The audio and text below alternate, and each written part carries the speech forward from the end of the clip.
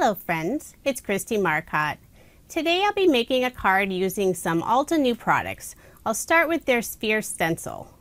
I thought this would be fun for a background. I'm using some mint tape from scrapbook.com to adhere the paper and the stencil together. Once I have those attached, I'll pull out some Distress Oxide ink, and this is the Mermaid Lagoon color. I have my Ergonomic Blender brush. This is from Pink and Main. I'll ink that up, and I am going to wipe off most of that ink. I want a very light color for the background. Now using a light touch, I'll add some color through that stencil onto the paper.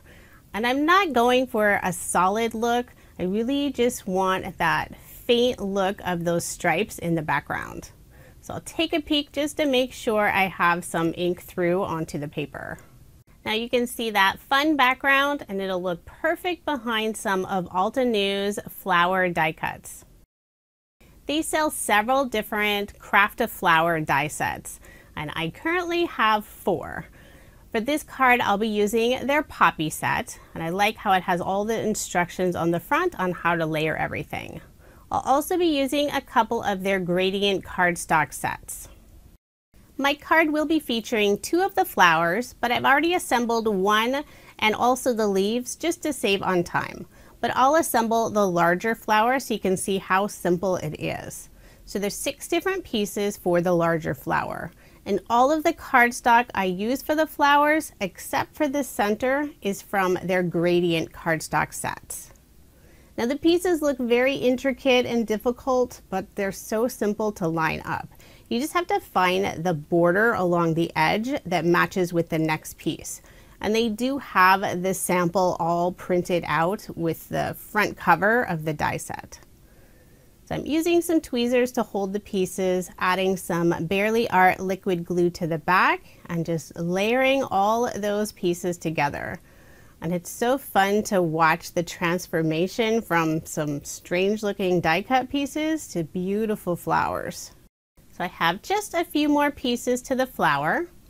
Had to find that edge for this pink piece. I have just 1 more cardstock piece for the flower petals, then I can add that yellow center. Now even with all these different layers, this flower image isn't very thick. I think it would still go through the mail just fine without any extra postage, as long as you're not adding any thick bling. So there, I'll add the little center to the flower. And you could go and ink up each of those pieces to add even more dimension. I've seen that done and it looks so pretty. So now that all my flowers and leaves are assembled, I can find the right placement for them on my card panel. So I also have the 2 flower stems. These are very thin. And there's only the 1 die, so for that second flower, it will need to be cut shorter. Trying to figure out how I wanted to place this first flower. I'm just going to bend that stem toward the right a little bit. And then for the second flower, I'll have part of the stem hang off the edge, but I'm also trimming off the very top. Put some liquid adhesive on the back and adhere it to the card. And I'll have both of the stems coming from that same point at the bottom of the card. Now I'll just trim off that little bit of the extra stem. Once I have both of the flower stems in place, I can start adding the flowers and also the leaves. Started with the larger flower in that upper left-hand corner. The smaller flower will overlap it just slightly. And then I'm adding 4 leaves. I didn't want any of them overlapping, so 4 seemed like a good number. I'll just put the final leaf in place. I love the contrast of colors against that background. Those pinks and greens look so pretty. For this sentiment, I'm using an Altenew stamp set. This is their inked Lotus set, and I'll be using the Thinking of You sentiment. I have the card put in my mini MISTI. Just want to make sure I get a nice solid impression. Using some Versafine Clair ink. This is their Morning Mist color.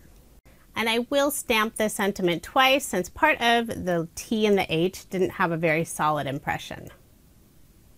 Now this is a full A2 size panel, so it's 4 1/4 by 5.5 inches.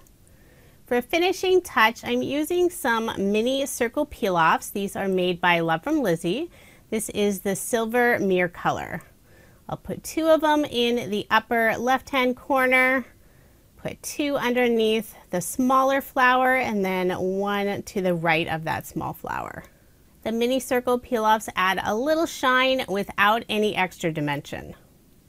Then one final finishing touch, I decided to add some sparkle to the center of the flowers. I'm using the clear glitter brush from scrapbook.com. So have just a little extra sparkle. And there is my finished card. I love how this one turned out. I did make a second card using the same poppy set, but for the other card I used their seashore and cherry blossom gradient cardstock colors.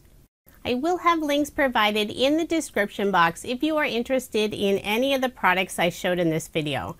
I love Altenew's Craft-A-Flower die sets. Now I just need to figure out what set I want to use next. Thank you so much for watching, and I hope you have a wonderful day.